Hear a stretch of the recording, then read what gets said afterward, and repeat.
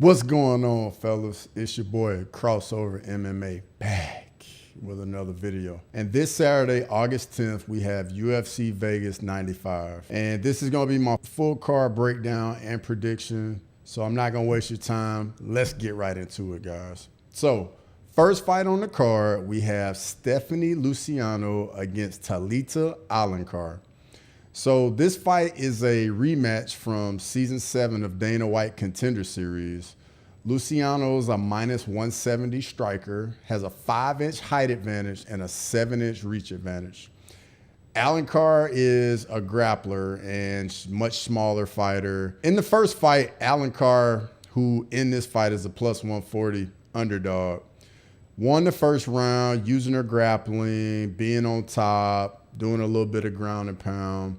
The second round, she wins as well, but by the end of the second round, she was completely gassed, had absolutely nothing left. And then in the third round, Luciano pretty much just beat her up for the whole round and was a 10-8, and the fight was scored a draw. So with that being said, I'm going with Luciano by decision. Moving right along, we have Jarno Errens versus Youssef Zalal.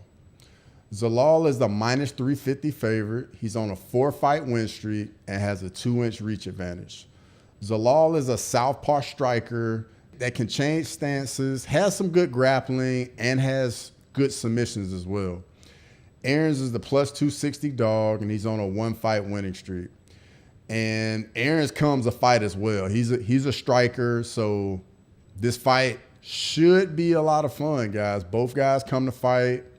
Zalal's more of wants to stay at range, use his footwork a little bit more, but Errens comes out and he's ready to get to it. So don't be surprised if this is a pretty entertaining fight. Zalal is coming off a rear naked choke over Billy Q in his UFC debut. So this second fight on the card, guys, should be a good one. Don't be surprised. And I'm going Zalal by decision. Moving right along, we have Karl Williams versus Jhonata Diniz. Karl Williams has won 5 out of his last 5 fights. He's a minus 225 favorite. Diniz is a plus 185 underdog. He's an undefeated former kickboxer at 7-0. Has very heavy hands, and we'll see if he can keep this fight on the feet. Williams is a big-time grappler, so it's the classic striker-grappler matchup. Diniz will have to get a KO in the first round, in my opinion. I think if he doesn't get a KO in the first round, Williams is just going to get a takedown, grind him out, get him tired, be heavy on top, a little bit of ground and pound, and just inch his way to a decision. So with that being said, I'm going Williams by decision. Moving right along, we have Karol Rosa versus Pannie Kianzad. Karol Rosa is the minus 175 favorite. She's a striker. She's coming off an absolute war with Irina Aldana at UFC 296. She's 2-3 in her last 5 fights, and she's on a 1-fight skid. Rosa is a dog. Like, she can be in a fight. She can be getting beat up, but she's not going to go away. She's not going to quit, and she's there for the fight. And that's what we like to see. Kianzad is a plus 150 underdog. She's 2-3 in her last 5 fights, and she's on a 2-fight skid. And she also hasn't won a fight in 2 years. So with that being said, I'm going Karol Rosa by decision. I wouldn't be surprised to see a finish late, but I'm going Karol Rosa by decision. Moving right along, we have Danny Barlow versus Nikolay Veretennikov. I know I messed that name up. I apologize, guys. Barlow's an undefeated striker, and he's a minus 280 favorite. This is his, I think his second fight off Dana White's Contender Series, where he got a very good KO in that. So he's got very big power in his left hand, exciting striker. So definitely somebody you want to pay attention to. Nikolay's also a striker. He's a plus 230 dog. He's won 4 of his last 5. He's on a 3-fight winning streak, and he's taking this fight on short notice. So this should also be another little fun fight, guys. I mean, both these guys are strikers, so this fight should play out on the feet. and it should be a lot of fun. And with that being said, I'm going Danny Barlow by KO. Moving right along, we have Charalampos, Grigoriou versus Toshiomi Kazama. Charalampos is a minus 185 favorite, has won 4 out of his last 5 fights. He's on a 1-fight skid, has big power in his hands for a bantamweight. Kazama is the plus 155 underdog. He's 2-3 in his last 5 fights.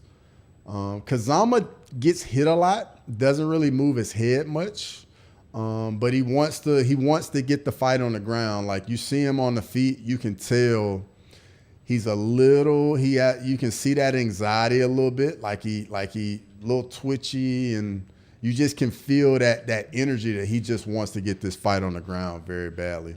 He's on a 2-fight skid and has an 1.5-inch reach advantage. So in this fight, I'm going to go with Charalampos by KO. I think Kazama just gets hit way too much, guys. Moving right along, we have Yana Santos versus Chelsea Chandler. So Yana Santos is the minus 140 favorite. She's 2-3 in her last 5 fights. She's on a 3-fight skid. Chelsea Chandler is the plus 105 underdog. She's 4-1 in her last 5 and is on a 1-fight winning streak. Chandler's been a bit more active than Yana Santos. I don't know if you guys know, but Yana Santos is married to the former Thiago Santos, former UFC fighter, current PFL fighter. And a little nugget I have for you guys, the Santos household has not won a fight since 2021.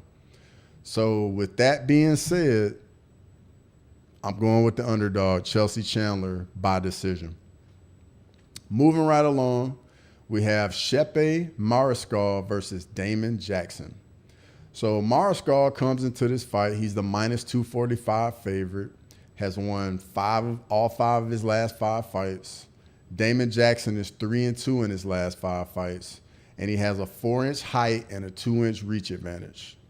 So Jackson's been on the wrong side of some vicious KOs in the past by Dan Ige and Ilia Topuria. So I don't know how he's going to bounce back from taking all that damage. But with that being said, and Mariscal being on that win streak, I'm going Mariscal by KO. Moving right along, we have Chris Gutierrez fighting Quang Lee. So Quang Lee's taking this fight on 4 days' notice. Chris Gutierrez is 3-2 in his last 5. He's on a 1-fight skid. Quang Lee is undefeated, and he's stepping in on 4 days' notice to take this fight. He was actually scheduled to be making his little debut at the Dana White Contender Series next week. So he'll be in good shape. He'll be ready to fight. He's a striker.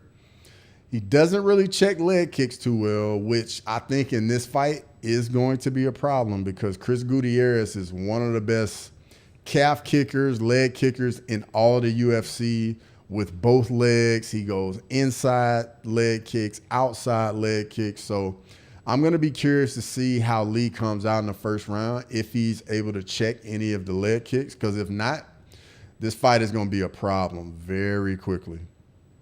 Lee also likes to stand in the pocket and trade, and he's always down to exchange, which, in my opinion, has a potential to make for a fun fight. Chris Gutierrez, though, he's more so likes to fight on the outside, a lot of feints, a lot of movement, a lot of stance switches, really good kicks, as I mentioned, like really good kicks, guys. The only thing with Gutierrez is sometimes he can be a bit low volume, as in his last fight. That was a big issue for him. But with that being said, and Lee taking this fight on 4 days' notice, I'm going Chris Gutierrez by decision. But don't be surprised if Lee makes this a fun first round. Then we get to the main event, Marcin Tybura versus Serghei Spivac 2. So Tybura is the plus 100 underdog. He's 3-2 in his last 5 fights. He's on a 1-fight winning streak. Spivac is 3-2 in his last 5, and he's on a 1-fight skid. In my opinion, these guys are pretty evenly matched. They both haven't been able to quite get over the hump against the guys at the top of the division. I know Tybura got finished by Tom Aspinall, and then Serghei Spivac got finished by Ciryl Gane. So both guys are looking, you know, to bounce back and try and like make their way up the division. Serghei Spivac is 29. Marcin Tybura is 38. The height and reach is identical. Spivac is definitely a grappler. Tybura is more of an MMA guy. Like, he's okay wherever the fight goes. Spivac is kind of out of his element on the feet, and you can tell that he definitely wants to get this fight to the ground. He's called a polar bear, and that's literally what he wants to do. Like, he wants to get you to the ground. He wants to maul you. I think over 5 rounds, Spivac is going to eventually find a way to get this fight to the ground.